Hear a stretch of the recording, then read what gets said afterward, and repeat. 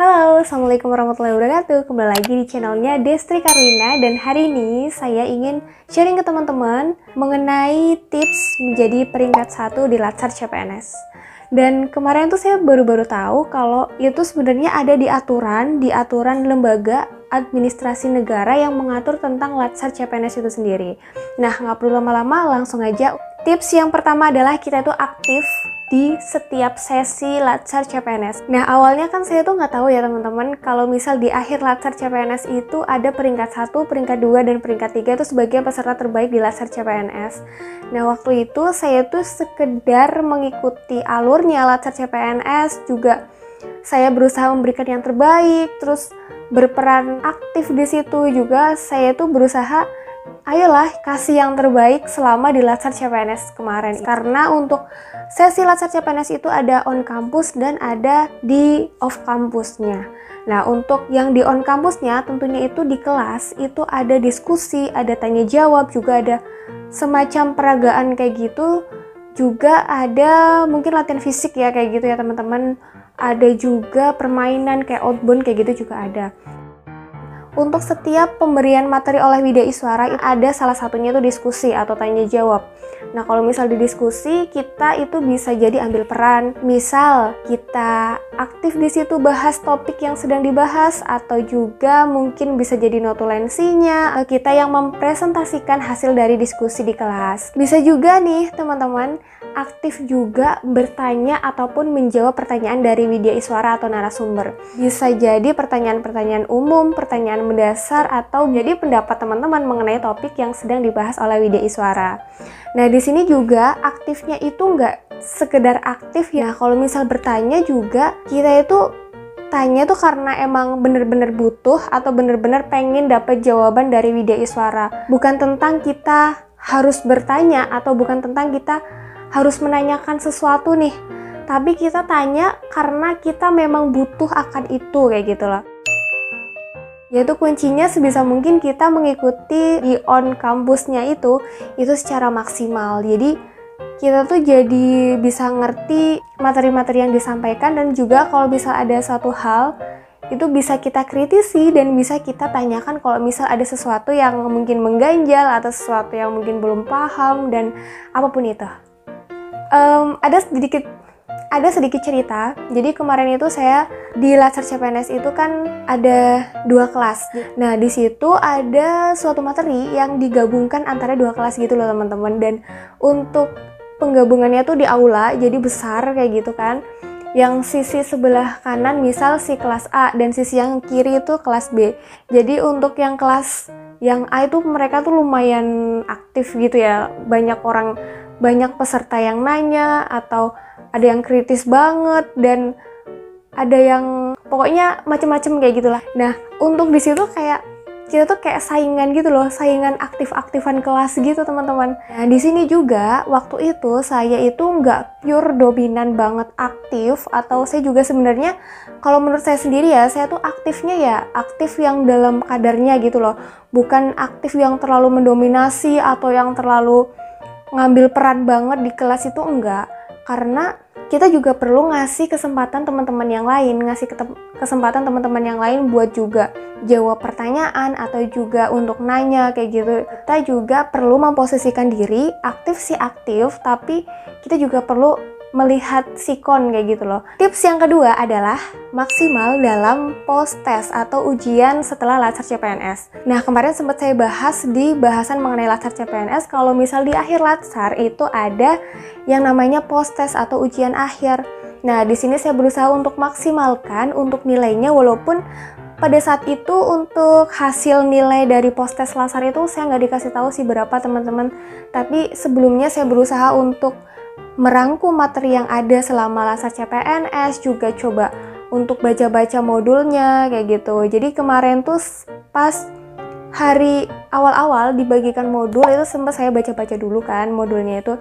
Tapi kalau misal sebelumnya atau hamin berapa udah dibaca, otomatis ketika penyampaian materi pada saat di kelas oleh Widya Iswara itu kita tuh kayak lebih familiar gitu loh untuk menerima atau untuk mendapatkan materi dari Widya Iswara.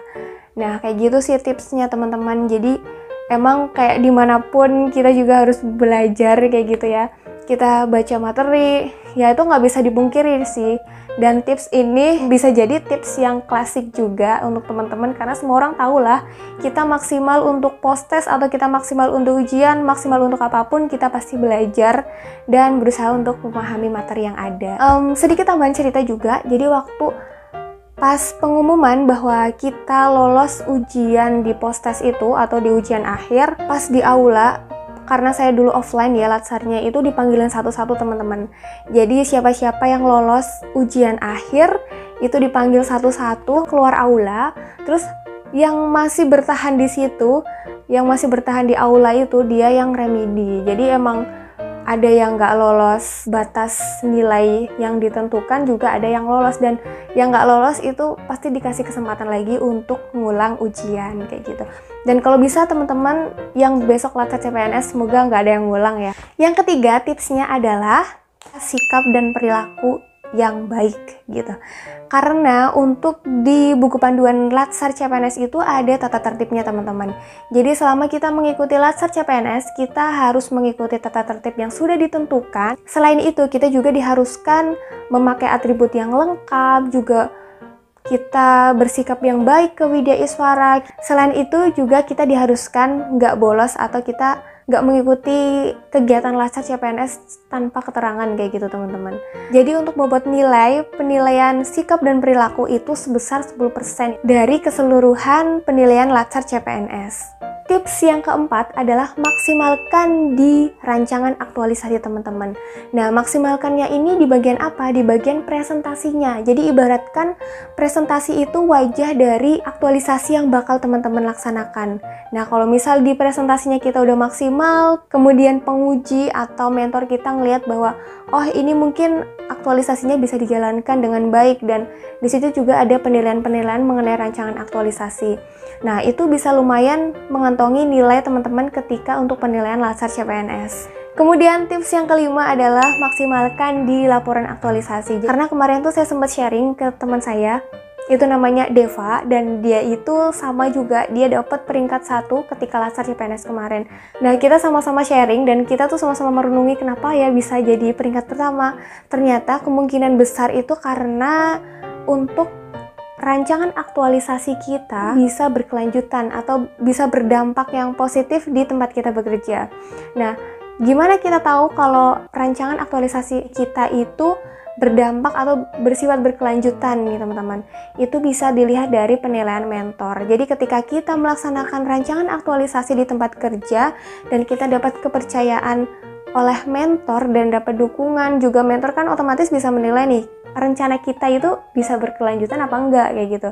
Nah, kalau misal bisa berkelanjutan, nanti otomatis akan berpengaruh di nilai laporan aktualisasi teman-teman. Dan juga di situ kan ketika presentasi untuk laporan aktualisasi juga diceritakan nih oleh mentor kalau misal kita melaksanakan di tempat kerja itu seperti apa, dan di situ ada pengujinya juga sebagai penentu kalau misal laporan aktualisasi kita tuh benar-benar maksimal atau kurang maksimal atau mungkin perlu diperbaiki lagi. Dan nilai tambahan lagi kalau misal aktualisasi kita itu merupakan sebuah inovasi yang belum pernah ada, sesuatu yang baru dan sesuatu yang sangat solutif sehingga sistem atau kinerja di instansi tempat kita bekerja itu lebih baik atau bisa berjalan lebih maksimal. Nah, jadi untuk tipsnya adalah yang pertama kita aktif di kelas atau di on campus, kemudian yang kedua adalah kita maksimalkan nilai ketika ujian akhir di latsar CPNS, dan yang ketiga adalah kita mengikuti seluruh tata tertib yang ada di tempat latsar CPNS atau ketika online kita juga ngikutin aturan yang ada di sana.